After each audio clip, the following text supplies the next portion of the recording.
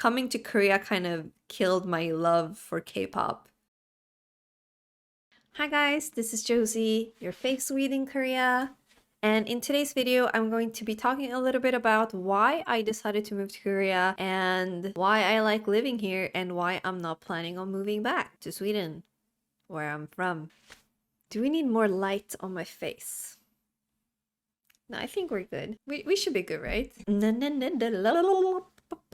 So to start off, I would like to kind of talk a little bit about my history with Korea. And to do that, we have to go all the way back to 2011 and the first time I discovered K-pop, which was January 2011. I had heard it we had like sort of a therapy session in school. It was kind of weird. I think it was some sort of mental health class. And one of the teacher's special things that she liked to do was we would all lay down and close our eyes and we would listen to a song that one of the students chose. And I had just switched schools, so I was pretty new in this class. I didn't really know anyone, and someone in my class actually played Lucifer by SHINee.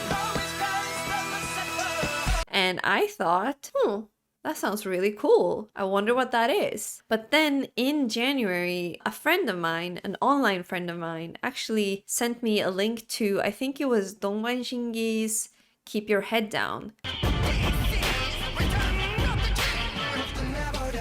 Because Dongban Shingi had just made a comeback as a duo after a long time. All the scandals and member leaving and lawsuits and whatever. They had released their song Keep Your Head Down, Way. I saw the music video and I thought, oh, this is really cool. I wonder if I can find that song I heard during the class. And after some searching and a lot of songs just adding to my playlist or doing YouTube to MP3 downloads, I found SHINee again. And SHINee was kind of my first K-pop group that I really liked. And that was kind of the start of me liking K-pop. I thought the dancing was really cool, all the music videos were so elaborate, and I became a fan and very, very sucked into the culture of K-pop, or like the fandom part of it. So it started off with liking SHINee, then I moved into liking Super Junior, and then the year after that I got into EXO.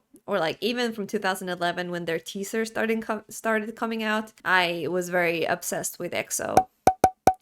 But my fandom part aside, I also started watching a lot of variety shows that these idols were coming out on, and I really thought the language was beautiful, all the food looked really good, I thought the humor and all the programs were really funny as well. So I got a lot of like taste of what Korean culture would be like, and I was really, really excited about it. And from then I was like, oh, I really want to go to Korea someday, and I would.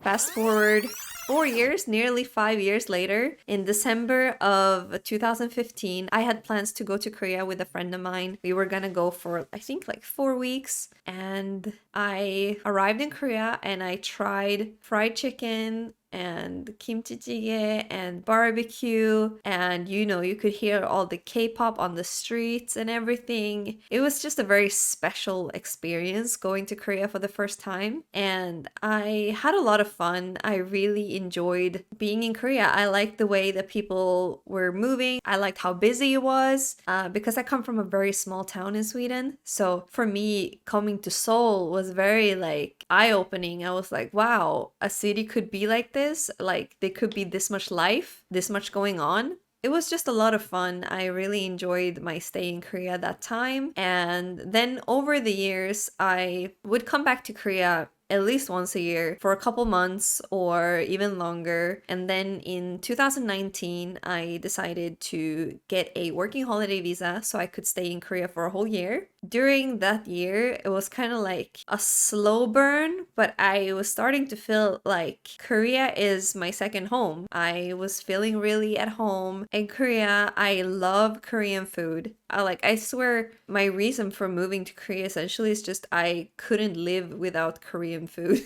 Obviously now I have my friend group, I have my fiance and everything, so I have a bigger reason to stay in Korea, but that initial thing like of not wanting to leave was just Korea has this energy about it where everyone is busy, everyone is working towards a goal, they're working hard. The pali-pali muna, the culture of everything going fast, like the ease of deliveries, and you can order something and it arrives in the morning the next day. And it's just a lot of convenient things that I really enjoy about Korea. And then I love the language, especially after I learned Korean properly and I can actually communicate with people. I can be independent, I can do my own things. It made me realize that, Korea is where I want to live. Every time I have gone back to Sweden, I've realized that this is not where I want to be. I've always had this feeling like I want to go back to Korea, I want to go back to Korea. And I just think that I found my home away from home, or maybe this is my new home, and that makes me very happy. I feel like I can do what I want in this country. Obviously there's a lot of negatives and downsides to Korea as well, and being a foreigner in Korea is not the easiest thing, but for me personally it's just goes well with the type of person I am, because even though I am not a party girl, I am not someone who goes out clubbing or goes out very often, or I stay home a lot, but it's just like being home in Korea doesn't limit you from doing anything else. You can still order your things, or things are very close by, so you can get something from a convenience store at any hour. It's just the convenience of everything. It allows me to live the type of lifestyle that I want. I can adjust my hours however I want, which to be fair, it's kind of bad right now because I have a little bit of insomnia, so I have trouble sleeping at night. But that means that if I want to get food at 4 or 5 in the morning, I can get food at 4 or 5 in the morning and there's no problem. I can get it delivered, I can go outside and I can find some places that are open 24/7. Yeah, it's just this certain thing about Korea that is just feels like home to me at this point. And whenever I go to a different country, it's just not the same because Korea has become my home. And this is something that, a lot of people, especially when I meet Korean people for the first time, they would ask me like, but isn't Sweden a really good country to live in? I've heard that the standard of living in Sweden is really high. Isn't it really good? Isn't it great? Why would you want to live in Korea when you're from such a, developed country who has such a high standard of living? Why would you come to Korea to suffer? But it's just, for me, it's that energy of I'm gonna do something, I'm gonna work hard, I'm gonna achieve this, I'm gonna make this money, I'm going to earn this, whatever that might be. And that is very infectious and it makes me want to try hard as well. And yeah, I think that's just why I like living in Korea, because Sweden is very mellow, very comfortable. You can pay your taxes and then you can get free healthcare and you can have really cheap childcare as well. And Sweden is a great place to live in. It's just not the right place for me to live in. So for anyone who's thinking about moving to Korea, I would highly recommend coming on a working holiday visa first. Stay in Korea for a whole year, try to work, try to integrate yourself with society and see if you like living here, because everyone's different. Everyone has different preferences of what they, need in their life. And Korea can currently give me everything I need. Now, this might change as I'm having children later and, getting even more integrated into Korean society. Maybe I will find more things that are frustrating or even just impossible for me to do as a foreigner. But I haven't hit any of those roadblocks yet. I'm just very happy to live in Korea. I'm very happy to be here and I'm excited for what to come. And I don't have any plans on moving back to Sweden, which my mom is sad about, but I'm planning on visiting every year. So that's the plan for now. And then, what's funny though? Going on a little sidetracked story here. After I came to Korea, I got less and less interested in the fandom culture. Now I still listen to K-pop, but it's only for listening. I just add it to my playlist and that's that. I don't, search out variety shows that my favorite idols or artists have been in. Coming to Korea kind of killed my love for K-pop. But not in a music sense, not in a listener sense, but more like kind of made me stop doing the fandom thing, because when you're abroad, it's, it's exciting and you meet like-minded people. But then once you're here, and especially once you make Korean friends, it's like if you go up to them, especially if you're a little bit older and you're like, oh my gosh, I really like this group, or I want to do a dance cover of this, it's kind of like awkward. because they probably had that phase when they were in their teens, not when they're in their mid-20s. That's not to say that you can't be a fan in your mid-20s. You can do whatever you want at any age. There's no restriction.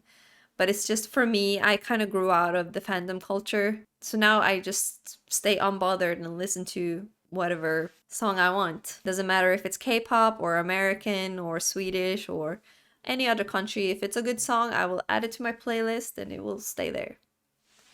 Hello. But yeah, that was pretty much all I wanted to talk about today. I thought that this could be like a short, concise little video. I will make more story times like this. Can I stop making fart noises with my hands? Yeah, thank you so much for watching. Please subscribe if you want to see more videos from me. And also let me know in the comments what else you would like to know. What are you curious about? I will make more storytime videos. So yeah, just let me know. And yes, I will film some videos with my fiance. Don't worry, it's coming. And yeah, stay hydrated. And I will see you all in the next video coming on Saturday. I love you all so much. 히로, 안녕. They can't see me like Houdini, move discreetly. I go poof. They can't see me like Houdini.